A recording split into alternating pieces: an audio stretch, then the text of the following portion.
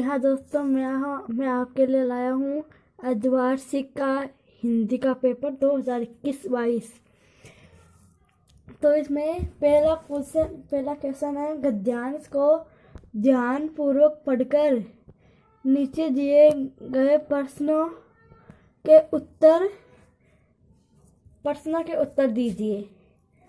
तो इसमें पूछा गया, गद्यांश दिया है, देश प्रेम क्या है, इस प्रेम का आलंबन क्या है, सारा देश अर्थात मनुष्य, पशु पक्षी, नदी नाले, वन पर्वत सहित सारी भूमि, यह प्रेम किस प्रकार का है, यह साहचर्यगत प्रेम है जिनके मध्य हम रहते हैं, जिनके सानिध्य का होने का हमें आभास हो जाता है, जिन्हें बराबर आंखों से हम देखते हैं, जिनकी बातें बराबर सुनते हैं, जिनका और हमारा घर हर घड़ी का साथ रहता है, उनके प्रति लोभ या राग हो सकता है।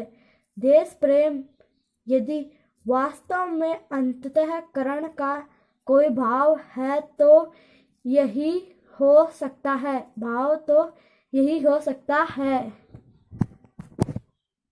तो इसके क्वेश्चन आंसर तो इसका आंसर देखते हैं। पहला क्वेश्चन है, देश प्रेम का आलंबन माना गया है। तो देश प्रेम का आलंबन पशु पक्षी, नदी नाले, संपूर्ण पृथ्वी। तो इसमें उपरोक्त सभी आ जाएगा। दूसरा है, देश प्रेम किस कोटि का माना जाता है। तो इसमें आ जाएगा साहचर्यगत, मतलब कि सानिध्य से उत्पन्न होता है। सानिध्य से उत्पन्न क्या दोस्तों, थर्ड वाले का क्वेश्चन में आपको बाद में बताऊंगा, इसमें थोड़ा कंफ्यूजन है। फोर्थ है, देश प्रेम वास्तव में भाव माना जाता है। तो इसमें आ जाएगा अंतःकरण का। साहचर्यगत प्रेम की क्रियाएं है आंखों से देखना। अब दूसरा है, निम्नलिखित पद्यांशों में से किसी एक पद्यांश को ध्यानपूर्वक पढ़कर प्रश्नों का उत्तर दीजिए। इस सामंती में छिपी हुई है एक राख की ढेरी, जलकर जिसने स्वतंत्रता की दिव्य आरती फेरी। यह समाधि, यह लघु समाधि है, झांसी की रानी अंतिम लीला स्थली यही है, लक्ष्मी मर्दानी की। तो ये पद्यांश दिया हुआ है। अब इसके हम क्वेश्चन आंसर देख लेते हैं। पहला क्वेश्चन है, झांसी की रानी का नाम क्या है। तो यहाँ पे झांसी की रानी का नाम है लक्ष्मीबाई। दूसरा, रानी की समाधि किसका प्रतीक है। तो इसमें आ जाएगा स्वतंत्रता के प्रतीक। समाधि में किसकी राख की ढेरी छिपी हुई है।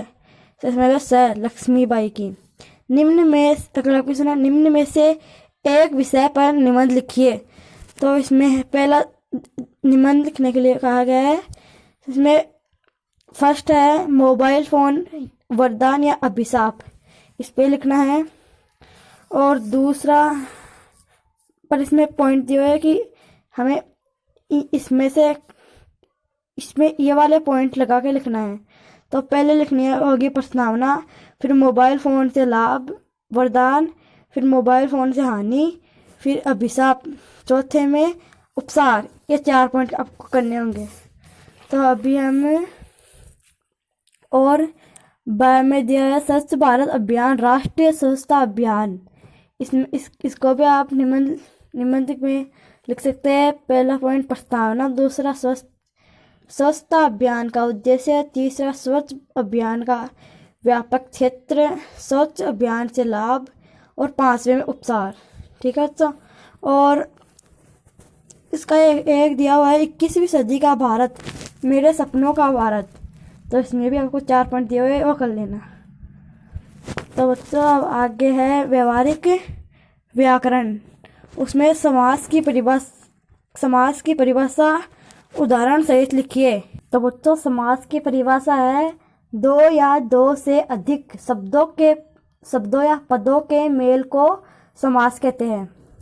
ठीक है, और इसका उदाहरण है, जैसे इसका उदाहरण है नवरात्र, मतलब समास वगैरह करते हैं तो इसका नवरात्रियों का समय।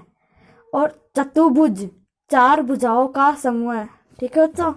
और अब आगे है अनु उपसर्ग के योग से बनने वाले दो शब्द लिखिए। तो अनु शब्द से बनने वाले उपसर्ग अनुप्रयोग और एक अनुशासन। ठीक है। और थर्ड है इसमें पहाड़ टूट पड़ना मुहावरे का अर्थ है। तो इसमें पहाड़ टूट पड़ना का मुहावरा है बहुत सारी मुसीबतें आना। तो इसमें वाक्य का प्रयोग भी लिखना है, मतलब वाक्य में प्रयोग करके दिखाना है इसमें। तो हम ऐसे लिख सकते हैं कि आज मेरे ऊपर मुसीबतों का पहाड़ टूट पड़ा है। ठीक है बच्चों। और अब आगे है पत्र लेखन।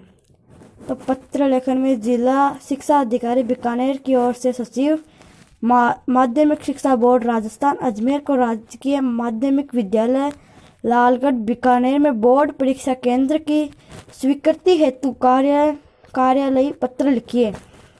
ये 4 नंबर का क्वेश्चन है। तो इसमें यह तो और इसके 8वां क्वेश्चन दिया हुआ है। स्वयं को भरतपुर निवासी अविनाश मानते हुए भरतपुर के नगर निगम के कार्यकारी अधिकारी को सड़कों पर बढ़ रहे अतिक्रमण को नियंत्रित करने हेतु पत्र लिखिए। ठीक है। तो इसमें पत्र लिखना है आपको कोई सा भी एक। और यहाँ पे कांजी हाउस में कैद पशुओं की हाजिरी क्यों ली जाती होगी।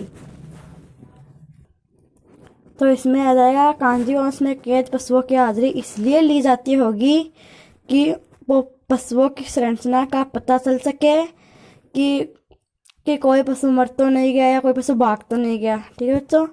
लेखक लंगकोर के मार्ग में अपने साथियों से किस कारण पिछड़ गया।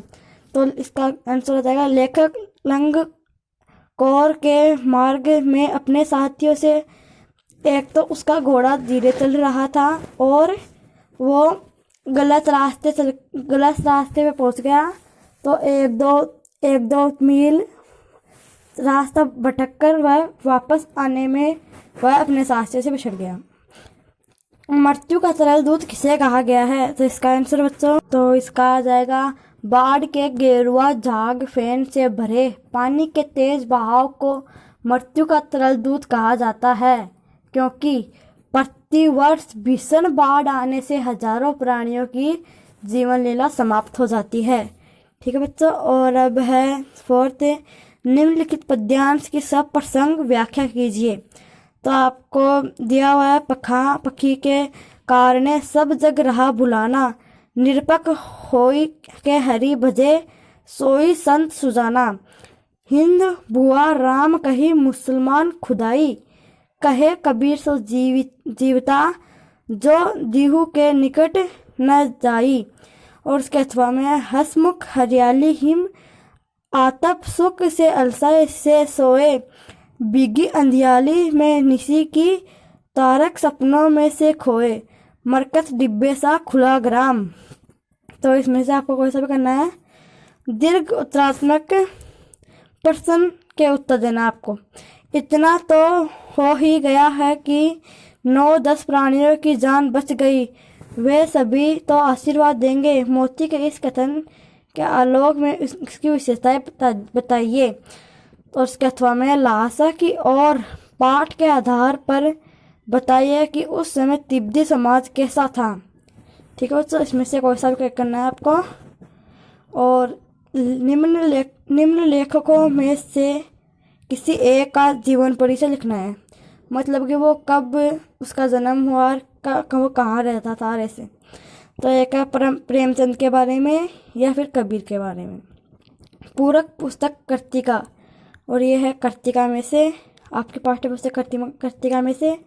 तो इसमें फर्स्ट है बाढ़ की खबर सुनकर लोग किस तरह की तैयारियां करने लगे।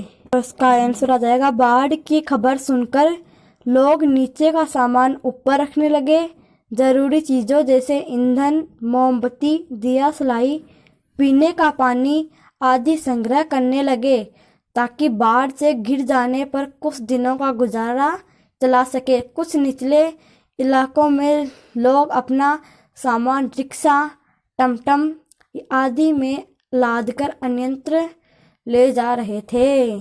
ठीक है ना।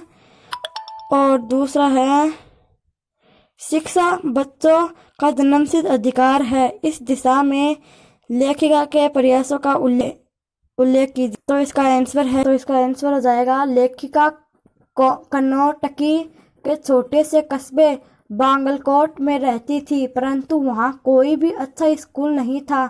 प्राइमरी स्कूल खोल देने की प्रार्थना की, पर गांव में ईसाई जनसंख्या कम होने के कारण विशेष ने लेखिका की प्रार्थना स्वीकार नहीं की। शिक्षा बच्चों का जन्मसिद्ध अधिकार मानकर लेखिका ने तय किया कि वह बच्चों के लिए हिंदी, अंग्रेजी, कन्नड़ 3 भाषा के विद्यालय खोलेगी। ठीक है बच्चों, ये है आपका पेपर। वैसे इस बार पेपर इजी आया है और इसका टाइम है 2:45 और पूर्णांक 48। और अभी मैं इनका दिखा देता हूँ आपको नंबर। फर्स्ट क्वेश्चन आएगा, वो फर्स्ट का ये गद्यांश वाले में 1-1 नंबर के है, मतलब कि 5 नंबर के आ जाएंगे गद्यांश वाला। और पद्यांश वाला है 3 नंबर का। और निबंध वाला है 6 नंबर का। और फिर वो समास विग्रह है, व्यवहारिक व्याकरण 1-1 नंबर के क्वेश्चन है। और फिर पत्र लेखन आएगा 4 नंबर का। और उनके क्वेश्चंस आएंगे, 3 क्वेश्चन आएंगे 2-2 नंबर के। और ये पद्यांश की सप्रसंग व्याख्या वाला 6 नंबर का है। और दीर्घ उत्तरात्मक प्रश्न आया 6 नंबर का। और प्रेमचंद वो किसी एक का जीवन परिचय लिखना है तो इसमें 3 नंबर का। और वो कृतिका वाले में आएगा 3-3 नंबर के। ठीक है बच्चों, अगर वीडियो अच्छा लगा तो लाइक शेयर सब्सक्राइब कर देना। बाय।